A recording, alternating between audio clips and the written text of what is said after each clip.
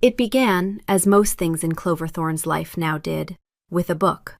Specifically, a book titled Fungal Symbiosis in the Northern Tundra, a comprehensive analysis of mycorrhizal networks. Stellan was already asleep, his great chest rising and falling in a rhythm that was the only true indicator of peace in the entire kingdom. His wolf, a creature of war and shadow named Sentinel, was quiet for the first time in 18 hours. Clover's voice, however, was not. The arbuscular structures facilitate a nutrient exchange, primarily phosphorus, which is often a limiting factor in acidic tundra soil, she read, her own voice a low, steady murmur in the vast royal bedchamber. The oil lamps cast a warm, flickering glow over the tapestries depicting Stellan's ancestors, all of whom looked considerably less burdened than their descendant. "Are we done yet?" a voice in her head complained. It had the tone of a long-suffering roommate who had just been asked to take out the recycling for the third time. "I can feel my predatory instincts being replaced by a sudden urge to photosynthesize. This is abuse." Clover mentally directed a thought at her wolf, Briar. "He's asleep. That's the point. He's asleep." "I'm bored." These are two separate and unequal states of being. I am a wolf, Clover. I require meat and intrigue, not a detailed explanation of rhizomes. Clover ignored her and continued reading. This symbiotic relationship is crucial for the survival of dwarf willow species, which in turn provide essential ground cover and... She paused, listening to the quality of Stellan's breathing. It was deep, unbroken. Good, she could stop. She carefully placed the leather-bound book onto the nightstand, next to a stack of equally riveting tomes. A History of Tariffs in the Silverwood Valley, Advanced Masonry Techniques of the Third Age, and her personal favorite for emergency use, Lineage and Progeny of the Lesser Gentry, Volume 4. This was her life now. Mate to the Alpha King, Stellan Duskridge. A king whose reputation was forged in the fires of the Unification War. A wolf so powerful he had single-handedly broken the siege of Blackridge Peak. A man who, a year into their fated bond, was completely and utterly undone by a good night's sleep. Or rather, the lack of one. For 15 years, since the last battle, his wolf had refused to stand down. Sentinel paced the borders of his mind every night, a ghost on eternal watch. Stellan hadn't known a full night of dreamless rest since he was a prince. Then there was her, Clover Thorne. An omega from a respectable but unremarkable family, the quiet scholars and landowners of the Thorne line, as opposed to her uncle's more ambitious branch, which had opinions about everything and approved of nothing. Her primary skills involved a preternatural ability to bake a perfect loaf of sourdough and a library-quiet demeanor. They had been mated for a year, a political and fated reality that the court had accepted with the grim pragmatism of a people used to their king making hard decisions. The bond had snapped into place the moment they'd met, a jolt of recognition so profound it had left them both breathless in the middle of a formal reception. His wolf had recognized her. Mate. Objective acquired. Her wolf had recognized him. Oh, great.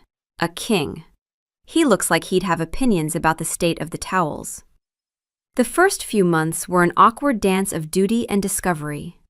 Then came the night that changed everything. Stellan had been awake for 3 straight days, the shadows under his eyes like bruises. He was irritable, his alpha aura crackling with a stressful energy that had the entire castle on edge. Desperate to fill the tense silence in their chambers, Clover had picked up a book of poetry and started reading aloud, mostly to herself. Halfway through a particularly dramatic ode to a lonely mountain, she'd noticed a change. The relentless pacing in his gaze had stilled, the tight line of his jaw had softened. His wolf, the ever-vigilant sentinel, had stopped his patrol. He was listening. Before she'd finished the second poem, King Stellan Duskridge, the wolf of Blackridge Peak, was slumped against the headboard, fast asleep. It was a miracle. It was a liability. It became the ritual. Now, every night she read. It didn't matter what, fiction, history, seed catalogs. Sentinel didn't care about plot.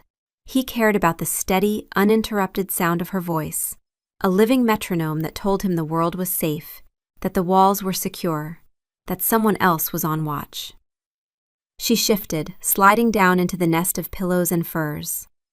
Stellan, even in sleep, gravitated toward her, his arm draping over her waist, his nose burying itself in her hair with a soft sigh. He was a man of immense power and crushing responsibility, but here, in the dark, he was just a tired wolf seeking warmth. "He smells like pine and ozone and poor sleep choices," Briar noted, her tone softening slightly. "And bread. Since you started leaving scones on his desk, that was a good call." "It's called strategy," Clover thought back, a small smile touching her lips. "It's called we were out of rosemary and you wanted to see if the royal greenhouse had any. Don't dress it up. The man is a walking tactical problem, and you are solving him with carbohydrates. I, for one, approve." Clover closed her eyes, letting the quiet of the room settle over her. She was a function, a key to a lock no one else could pick. Her wound, the one she never spoke of, was a quiet certainty that she was fundamentally uninteresting, easily overlooked. She'd spent her life perfecting competence as a shield. If you were useful, people kept you around. And right now, she was the most useful person in the entire kingdom. It wasn't love, not the way she understood it. It was a service. A necessary, intimate, and profoundly strange service. But as Stellan's hand tightened on her hip in his sleep, and Sentinel remained blissfully silent, Clover allowed herself to think that it was enough. It had to be. The gesture. The next morning, Stellan awoke to the unfamiliar sensation of being truly rested. The light filtering through the high-arched windows wasn't an enemy heralding another day of exhaustion, but a simple fact of the morning. His body felt solid, his mind clear. It was a feeling so rare he took a moment to simply lie there and analyze it. "Status report," his wolf announced from the back of his mind. The voice was crisp, devoid of emotion, like a field commander dictating a memo. "Subject sleep cycle completed. 8.2 hours. Uninterrupted. Threat level, minimal. Current mate proximity, optimal." Stellan's lips curved into a smile. He turned his head, his gaze falling on Clover. She was still asleep, her face half buried in a pillow, her brown hair a wild tangle on the fine linen. A book lay on her nightstand, its title something about fungus. He had a vague memory of her voice, a low and steady river of sound that had carried him into the deepest, most peaceful sleep he'd had in a decade and a half. He watched her for a moment. There was flour under her fingernails. There was always flour under her fingernails. She smelled of vanilla and old paper, and there was a small crease between her eyebrows, even in sleep, as if she were cataloging something in a dream. He wanted to smooth it with his thumb. He didn't. She looked too peaceful, and he was too aware that this peace, hers and his, existed because she spent every night reading herself hoarse for him. The thought landed wrong. It sat in his chest like a stone. He carefully, quietly, slipped out of bed and headed for the antechamber, where his beta, Keon Vance, was waiting with a stack of documents and a look of weary amusement. "Your Majesty," Keon said, his eyes flicking over Stellan. "You look less like a haunted relic this morning. Did the Queen read you the tax code again? I find it puts me right out." "She read about tundra fungus," Stellan replied, pulling on a tunic. "Apparently it's fascinating." "I'll bet," Keon deadpanned. He handed over the top document. "The goats have dislodged one of the western parapets and are using it as a sunning rock. I suggest we surrender and offer salt licks. They're better organized than half the baronies." Stellan grunted, scanning the report. "Send a gardener, with a fence. And don't let me hear about those goats again until they've breached the throne room." He paused, then set the document down. "Clear my morning, Keon." Keon's eyebrows shot up. "Clear your... Sire, are you feeling all right?" "I'm feeling well rested," Stellan said, the words strange and wonderful on his tongue. And I have a romantic gesture to perform. Keon stared at him. A romantic gesture? Sire, with all due respect, your last romantic gesture involved the Royal Corps of Engineers, a diverted stream, and the flooding of the lower dungeons. The dungeons are now surprisingly temperate thanks to the geothermal vents, Stellan countered defensively. This time will be different. Courtship Protocol Alpha 3. Demonstration of resource superiority. Plan approved. Sentinel confirmed. An hour later, Stellan stood proudly in Clover's personal library. It had been a small, cozy room. Now it was a testament to his logistical might. Every empty space was filled with books. Stacks covered the floor. Towers leaned precariously against the walls. He had commanded his scouts to purchase the entire inventory of every bookstore in the capital. Clover appeared in the doorway, a cup of tea in her hand. She stopped. "Good morning," Stellan said, beaming. "I noticed your reading selection was becoming limited." She took a slow sip of her tea, her gaze sweeping over the chaos. The structural integrity of these floorboards was only rated for light foot traffic and occasional furniture, she said, her tone perfectly even. "And the Dewey Decimal System is a lie." She pointed to a teetering stack. "That's biography on top of horticulture. Anarchy." Stellan's smile faltered. "It's a lot of books." "Yes," she agreed, "it is.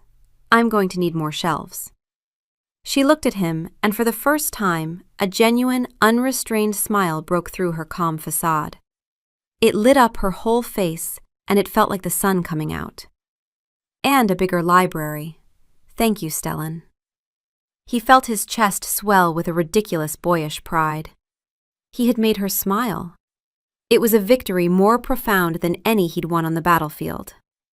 Objective achieved. Mate appears pleased. "Initiate Phase 2, Sustained Proximity," Sentinel advised. Stellan stepped over a pile of poetry.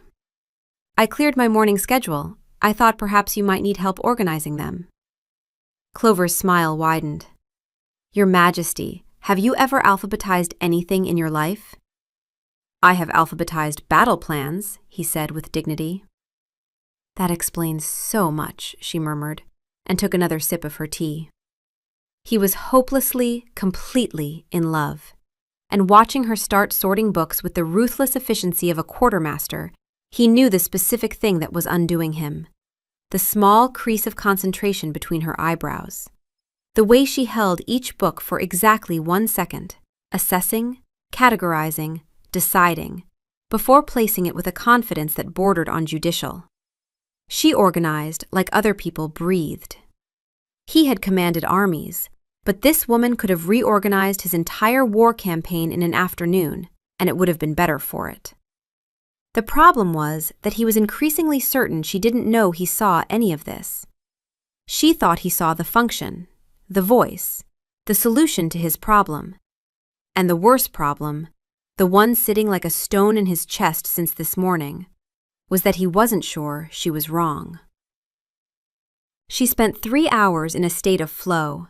She sorted by genre, then by author. She created piles for keep, donate to the pack school, and burn for being pretentious drivel. Stellan had tried to help, but his organizational method appeared to be based on cover color and spine thickness, resulting in a system that was aesthetically pleasing and functionally insane. After he shelved a treatise on siege warfare next to a collection of children's fables, she had gently but firmly dispatched him on a critical mission to procure more shelving units. He had taken the order with the solemn gravity of a general being handed a war-ending treaty and had marched off, presumably to terrorize the royal carpenters. By noon, the chaos had been tamed into orderly stacks. Feeling the familiar pull, she headed for the kitchens, the one place in the castle that felt entirely hers. The head cook, a formidable wolf named Martha, had long ago ceded a small corner to the queen. Here, she wasn't the king's strange nocturnal necessity. She was just Clover, a baker. She decided on lemon and rosemary shortbread. The rosemary was key. She grew her own on a sun-drenched southern balcony, coaxing pungent, aromatic varietals out of clay pots she'd brought from home. The royal greenhouse was adequate for most things, but rosemary was personal. Rosemary required attention. As she kneaded the dough, feeling the familiar give and pull, she let her mind settle into the work.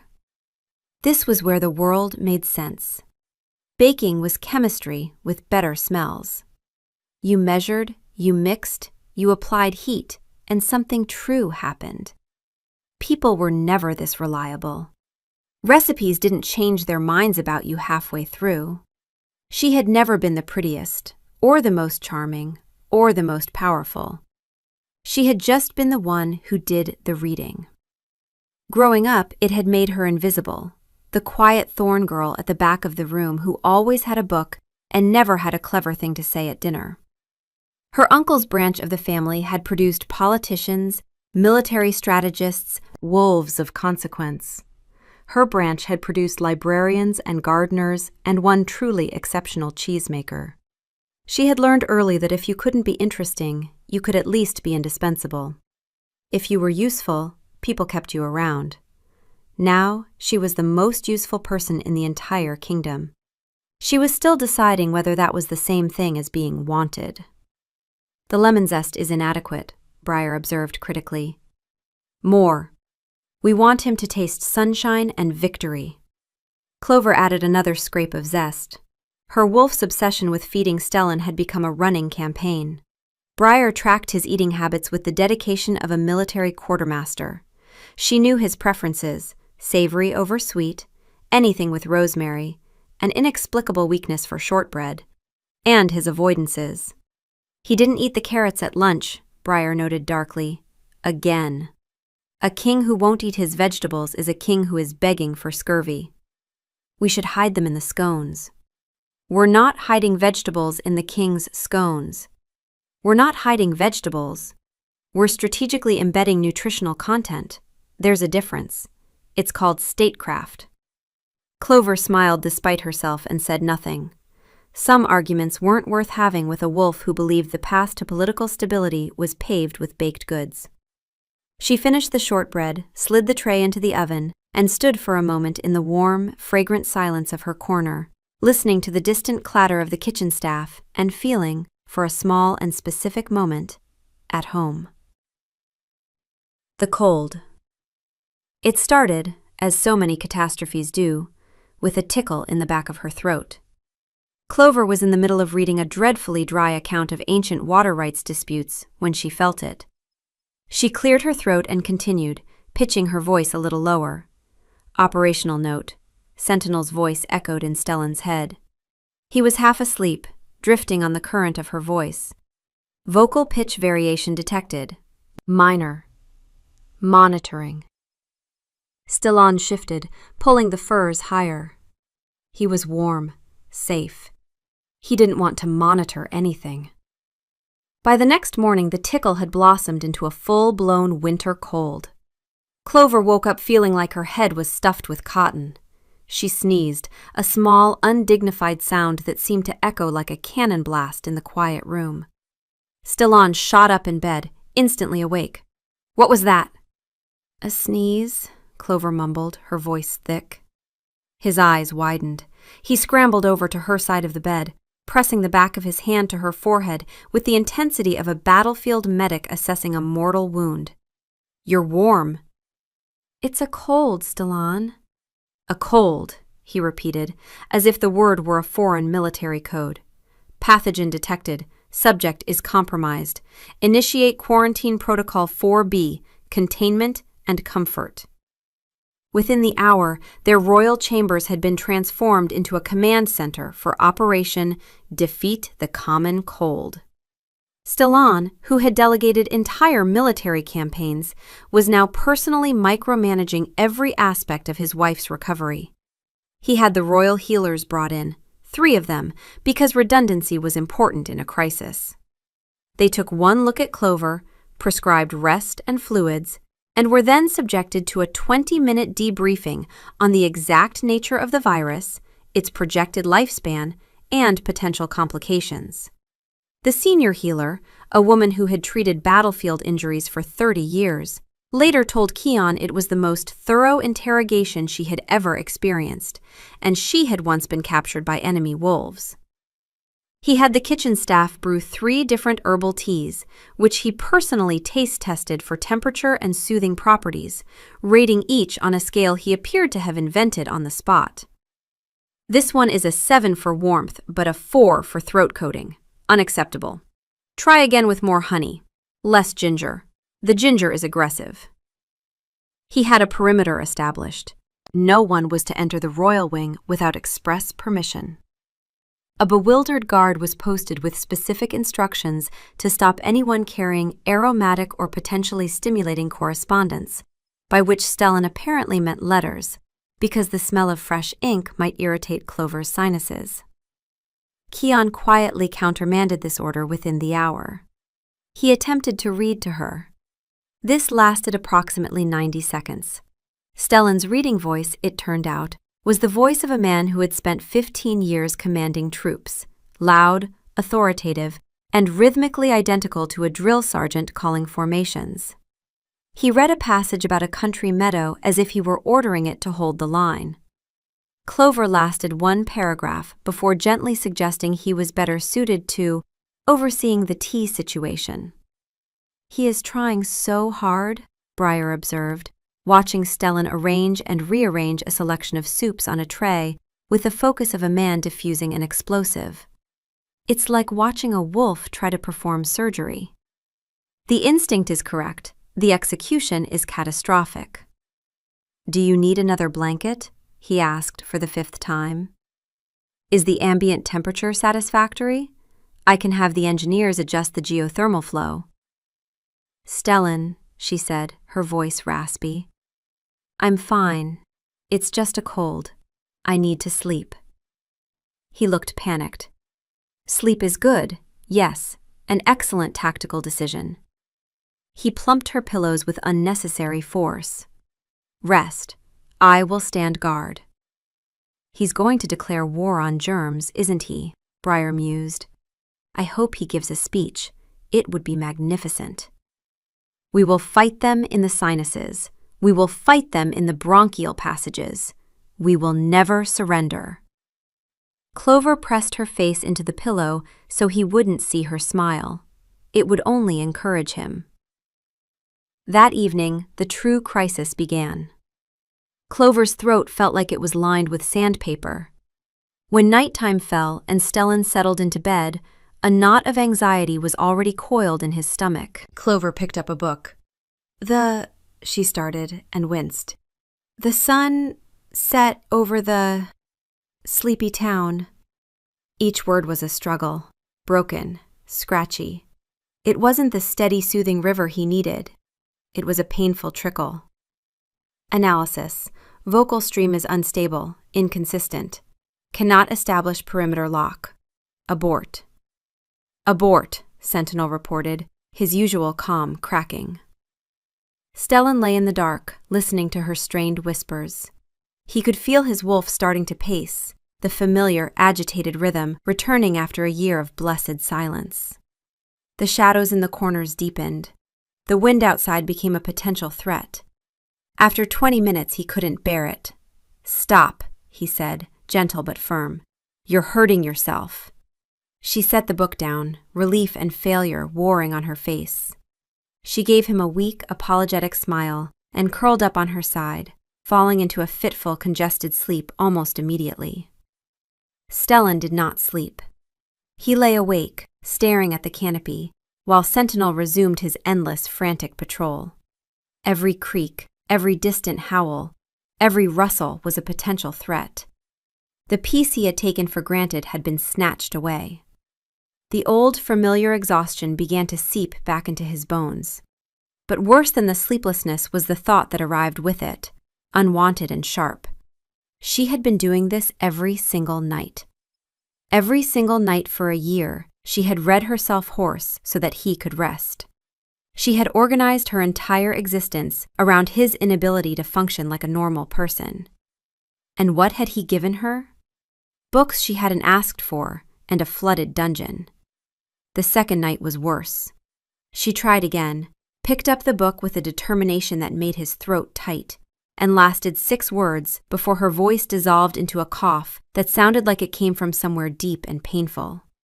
He took the book from her hands, quietly, and set it on the nightstand. She didn't protest. She just looked at him with an expression that was trying very hard to be neutral and failing. "It's fine," she whispered. "It'll come back." He nodded. They lay in the dark, side by side, not touching. The silence between them was different now. It had a texture, a question neither of them was asking.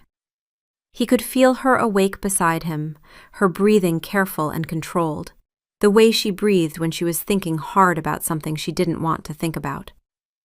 Mate emotional state. Distressed. Cause. Unknown. Correction. Cause is known. Cause is us, Sentinel observed. The wolf's tone had lost its clinical edge. It sounded, for the first time, uncertain. Query. Are we the threat? Stellan stared at the ceiling and didn't answer. Beside him, Clover was doing mathematics. She was calculating how much of her life was built on this, on being the answer to someone else's problem. She was calculating the precise weight of being essential versus being loved, and whether you could survive on the first without the second, and how long she had been doing exactly that. The numbers were not encouraging. At some point before dawn, Stellan's hand found hers under the furs. She let him hold it. They didn't speak, they didn't sleep. But they held on, and in the morning they let go at the same time, as if by agreement, and went about their day as if nothing had happened. It was the most dishonest thing either of them had ever done. By the third day, Stellan was unraveling. Not dramatically, he was too disciplined for that. But the edges were fraying. His eyes were bloodshot, his movements were jerky.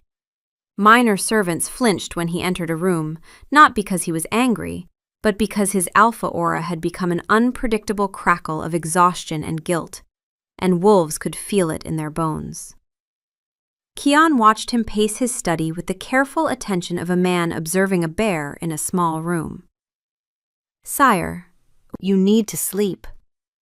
"I'm aware," Stellan snapped. Then, quieter, "I'm aware." "So let her read to you. Her voice is coming back. It's rough, but—" "No." The word came out harder than he intended. Stellan stopped pacing. His hands were clenched at his sides. "She's ill, Kian. She's ill, and instead of resting, she stays up every night reading me to sleep like I'm a child who can't—" He broke off. The sentence had too many endings, all of them humiliating. Kian was quiet for a moment. "She's your mate. She wants to help." "She shouldn't have to." Stellan's voice was raw. "I've turned her into a tool, a sleep aid. That's not a marriage. That's a dependency." Self-assessment, accurate.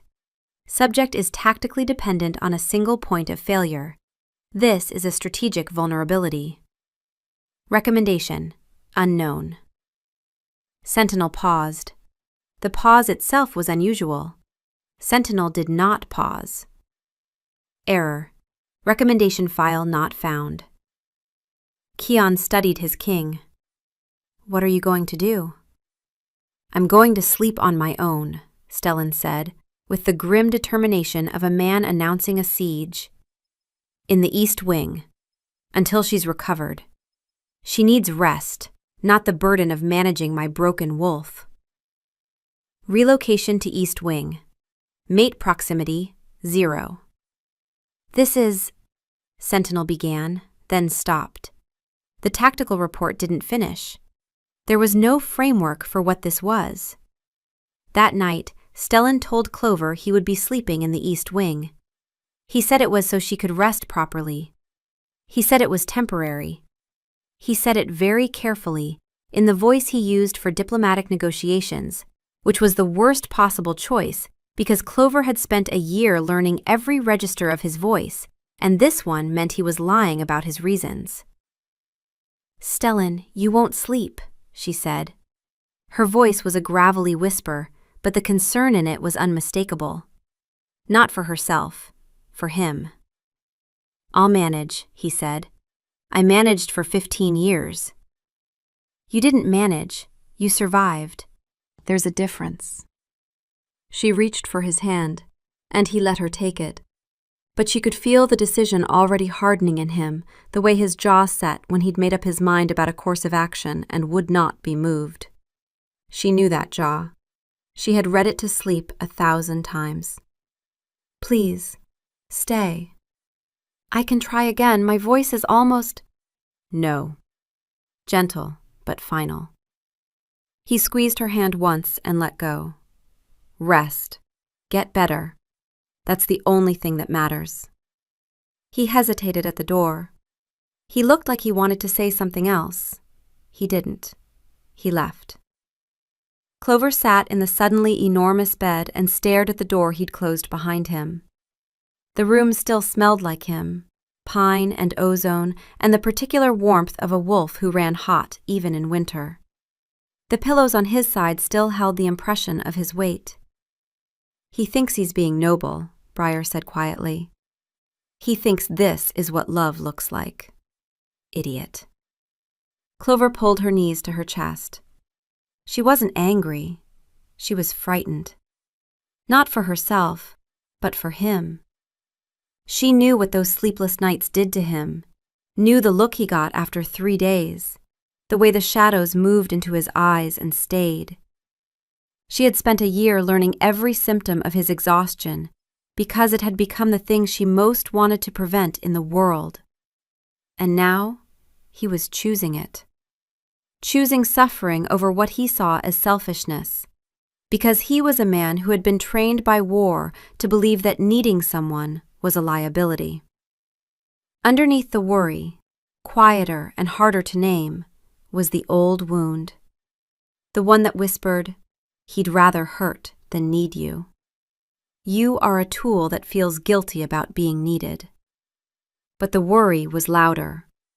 The worry was the thing that kept her awake that night, listening through the walls of the castle for some sign that he was sleeping, knowing she wouldn't hear one. She turned off the lamp and lay in the dark, and her first thought was not about herself. It was, "He's going to be so tired tomorrow." In the East Wing, Stellan was discovering that nobility of intention was no substitute for a functioning nervous system. The room was fine. It was a perfectly adequate guest chamber, good bed, thick curtains, a fireplace that the servants had lit to a pleasant blaze. It had everything a person could need for a comfortable night's sleep. It had everything except her. And the absence of her was so loud it had its own frequency. He tried reading to himself. He picked up a book from the stack Kian had brought, something about agricultural policy, and read it silently, trying to replicate the drowsy calm of their nightly ritual. Sentinel was unimpressed. Self-administered vocal stream is not a vocal stream. That is just thinking. I am always thinking. It has never once helped. He tried counting. He tried breathing exercises. He tried the thing a healer had once suggested where you tensed and relaxed each muscle group systematically, starting from the feet. He got as far as his calves before Sentinel interrupted. "What are we doing? This feels like preparation for rigor mortis." "It's a relaxation technique." "It is not working. Nothing is working. The bed is wrong. The room is wrong. The entire East Wing is wrong."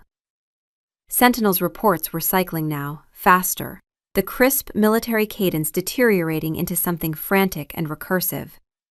"Perimeter check. Perimeter check. Perimeter. Mate location, West Wing. Distance, 14 quarters. Unacceptable. Threat level. Everything." "Stand down," Stellan muttered into his pillow. "Cannot stand down. Standing down requires mate vocal confirmation. Mate is not—" Sentinel stopped, Started again. Mate is... Another stop. The wolf was trying to file a report on something that didn't fit in any category he had. Mate is sad. The words arrived without tactical formatting, raw, unprocessed. Mate is sad because of us. Stellan pressed the heels of his hands into his eyes. I know. What is the protocol for this? I don't know. That is not an acceptable answer from a commanding officer. Then consider this my resignation, Stellan said to the empty room, and did not sleep. 3 nights passed. 3 nights of Stellan in the East Wing, each one worse than the last. The first night he paced. Sentinel paced with him. The two of them locked in a loop of restless motion, covering the same ground inside a room and inside a mind. At some point, around 2 in the morning, Stellan found himself standing at the window, staring out at the dark courtyard, and realized he was scanning for threats. Old habits, war habits. The courtyard was empty, except for a cat and the distant silhouette of the goats on their conquered parapet. Nothing was wrong. Everything was wrong. The second night, he tried exhaustion. He spent the entire day in the training yard, driving his body through drills until his muscles burned and his lungs ached. Surely, if he was tired enough, biology would win. He crawled into the East Wing bed, feeling like a man who had been beaten with sticks, and lay there, wide awake, while Sentinel cycled through increasingly fragmented reports. Perimeter secure. Mate absent. Perimeter secure. Mate absent. Perimeter. Why does it matter if the perimeter is secure if... Don't, Stellan said. The wolf went silent. The silence was worse. The third night, Sentinel stopped producing reports entirely. This was unprecedented. In 15 years, the wolf had never gone quiet voluntarily. It was the silence of a machine that had encountered an input it was never designed to process and had simply stopped. Every few minutes, a single, unformatted observation would surface in Stellan's mind, plain and stark. She is not here. And then nothing until she is not here. He moved through the days like a man walking through water, each step requiring conscious effort. His decision-making suffered. He stared at documents without reading them. In one memorable moment, he signed a trade agreement with the wrong name. Not someone else's name, but the name of a cheese. Keon quietly replaced the document and said nothing, which was the loudest thing Keon had ever not said. Keon handled everything with the quiet competence of a beta who had been running this kingdom by proxy for 15 years and was very tired of it. On the third morning, he cornered Stellan in the study. Sire, how much longer? It wasn't a question. It was a countdown. She needs to rest, Stellan said, which was the thing he kept saying, as if repetition would make it true. She needs to get better without the pressure of what? Of being near her own husband? Keon's voice was careful, but the patience in it had worn thin enough to see through. She is baking bread at 3 in the morning, sire. The servants are running out of places to put it. The hounds are refusing sourdough. The hounds, sire. They eat boots. Stellan said nothing. You're not protecting her, Keon said, quieter now. You're protecting yourself from feeling guilty about needing her, and she's paying for it. The words landed like a blade, clean and precise. Keon had always been able to do that, find the exact place where the armor didn't quite meet and put a sentence through it. And Clover baked. She baked the way she always did when she couldn't fix something, with precision and purpose. But this wasn't angry bread. This was worry bread. Every loaf was a question she couldn't ask out loud. Are you eating? Are you sleeping? Are you all right? The first morning, she wrapped 2 rosemary scones in a cloth napkin and left them outside the East Wing door before dawn. She didn't knock. She just placed them on the stone floor where he'd find them when he opened the door, still warm, with a small sprig of rosemary on top because she knew he liked the smell. She walked away before he could wake and find her there. He found them. She knew because the napkin came back to the kitchen, folded carefully, and not a crumb remained. The second morning it was scones again, and a small pot of the herbal tea the healer had prescribed for him, kept warm in a clay jug she'd wrapped in towels. She added a shortbread, the lemon and rosemary kind, his favorite. No note, no explanation. Just food left like an offering at a temple door. "He's not a stray cat," Briar observed. "You can't domesticate him back into the bedroom with baked goods." "Watch me," Clover thought. That's actually not what I was going to argue against. Carry on." By the second day, the baking had escalated beyond the deliveries. She was producing bread at a rate that alarmed the kitchen staff. 47 loaves of sourdough, 3 dozen scones, 2 trays of shortbread, a truly magnificent focaccia that reduced one of the junior cooks to tears. Martha, the head cook, watched from a safe distance. She'd seen worry baking before. It was common among wolves, the need to feed something when you couldn't fix it. But the scale of this was unprecedented. The queen was baking like a woman trying to hold the world together with flour. "She hasn't slept," Briar noted on the second night. "Neither has he." "You are both being idiots in perfect symmetry. It would be romantic if it weren't so exhausting." "I'm worried about him," Clover thought. "I know, that's what I'm saying. You're worried about him, and he's worried about you, and neither of you is talking to the other, and meanwhile I am trapped in the middle of this with nothing but the smell of sourdough and a profound desire for someone in this relationship to say a true thing out loud." Her voice was coming back. Not fully, still rough, still a shadow of itself, but words were possible. She had been testing it in the kitchen, murmuring instructions to the staff, reading labels on spice jars. The mechanics worked. The willingness to use it for anything that mattered was another question entirely. On the second night, she couldn't stand it anymore. She got out of bed, wrapped herself in a robe, and walked to the east wing. 14 corridors. She'd counted them the first night, lying awake, trying to calculate the exact distance between her heartbeat and his. The stone was cold under her bare feet. She stopped at his door. She could hear him inside, not sleeping. The restless creak of a bed frame under a man who couldn't be still. A muffled conversation with himself, or with his wolf, she couldn't tell. She pressed her hand flat against the oak and stood there, listening. And what she felt was not her wound, not the old fear of being disposable, but a simple, enormous, ungovernable tenderness for a man who was suffering because he loved her wrong and didn't know how to love her right. She didn't knock. She wasn't ready. He wasn't ready. But she stayed for 20 minutes, her hand on the door, breathing quietly, and she hoped that some wolf part of him could feel her there. "Go in," Briar said. Not yet, Clover thought, but soon. She walked back to their chamber, and on the way, she passed the kitchen and made one more batch of scones for the morning. These ones she shaped carefully, each one the same size and weight, because precision was the language she spoke when words wouldn't come. On the third day, she found one of his tunics folded on a chair in their chamber. He must have come to collect something while she was in the kitchen. She picked it up. It smelled like him. Pine and ozone, and underneath that, the particular scent of a wolf who was not sleeping, which was sharper, more metallic, like a blade left out in the rain.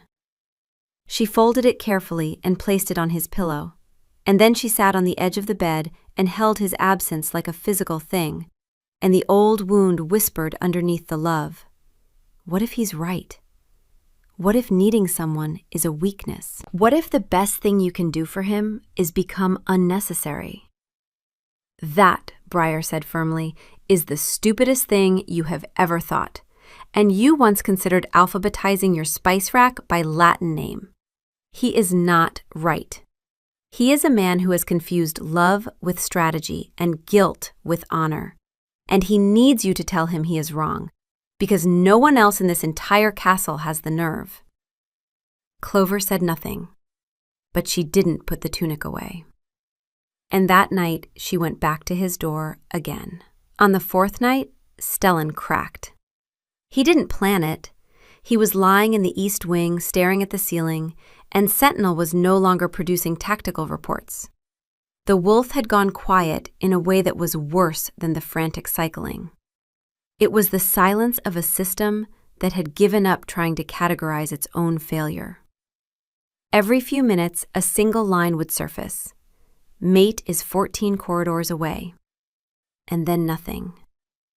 Stellan got up. He walked barefoot through the dark castle. 14 corridors of cold stone, past sleeping guards who pretended not to see their king wandering the halls in his sleep clothes at 3 a.m. He stopped at their bedroom door. He didn't go in. He sat down on the floor outside it, his back against the wall, and he listened. He could hear her breathing through the heavy oak. Slow, steady, awake.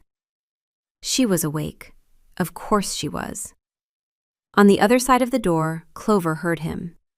She had spent a year learning the particular frequency of his presence, the way the air changed when he was nearby, the way Briar went quiet and alert, the way her own pulse did something she refused to name. She knew he was there. She knew he was sitting on the floor.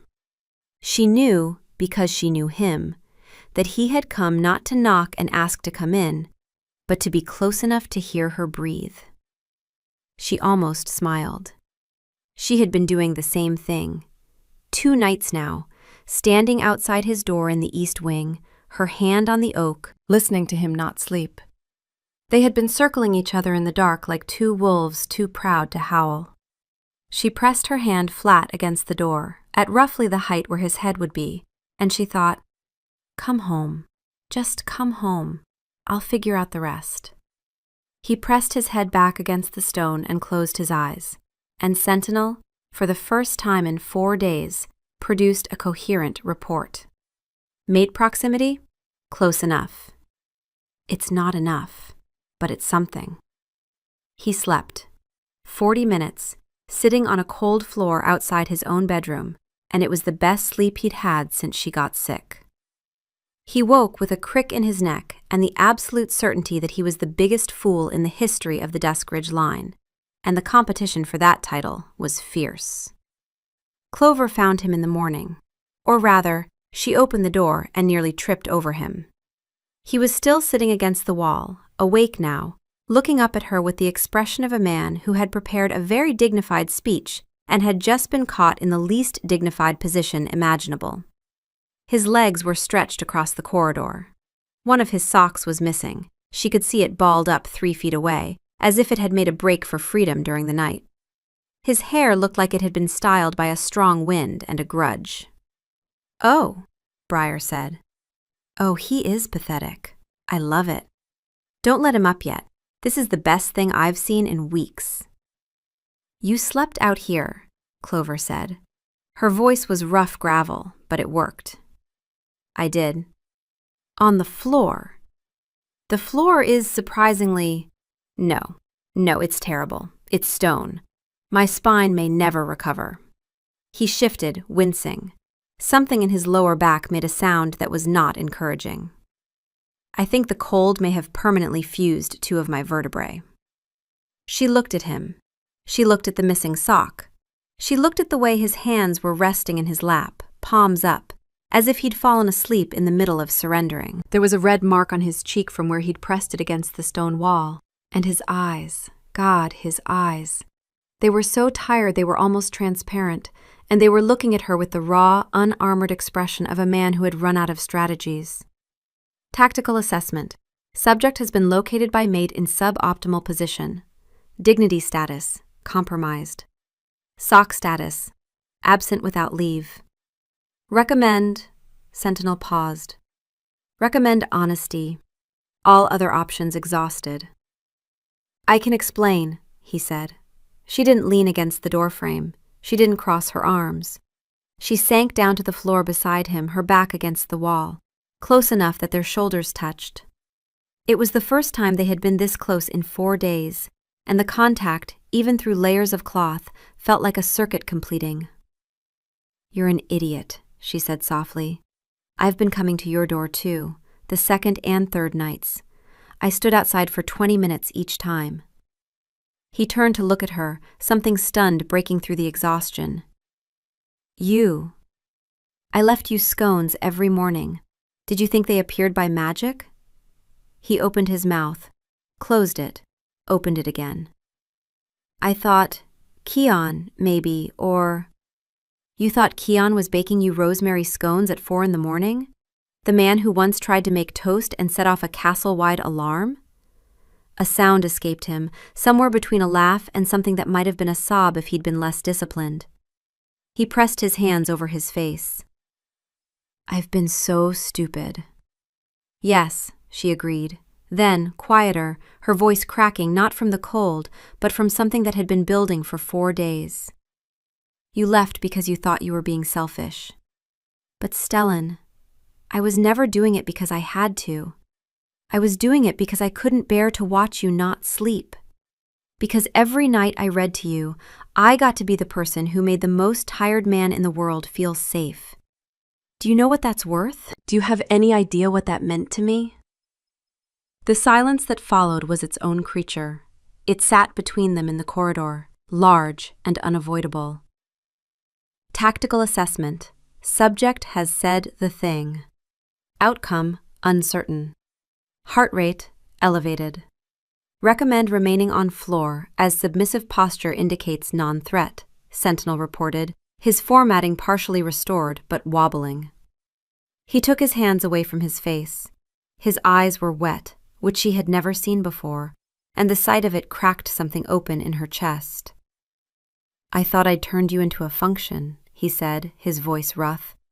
"A tool. I was terrified that I'd confused being needed with being wanted, and that you had too." "You did confuse them," Clover said, "but not the way you think." She reached over and took his hand, deliberately, not as comfort, but as a choice. "Being needed by you is the best thing that's ever happened to me. Not because I'm useful, because you trust me. Because the most guarded man in the kingdom lets me see him with his defenses down. That's not dependency, Stellan. That's love. And you tried to take it away from both of us because you felt guilty about deserving it." The crease appeared between her eyebrows, the one he loved, the cataloging crease. But this time she wasn't cataloging. She was holding steady. He reached out and smoothed it with his thumb, gently, like it was the most important thing he would ever do. "I don't need your voice, Clover," he said. "I need you.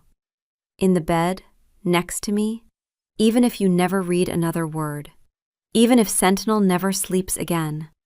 I would rather be tired every day of my life than spend another night 14 corridors away from you." "Confirmed," Sentinel said. And for once, that was all he said. "Then come home," she said, "and eat your vegetables.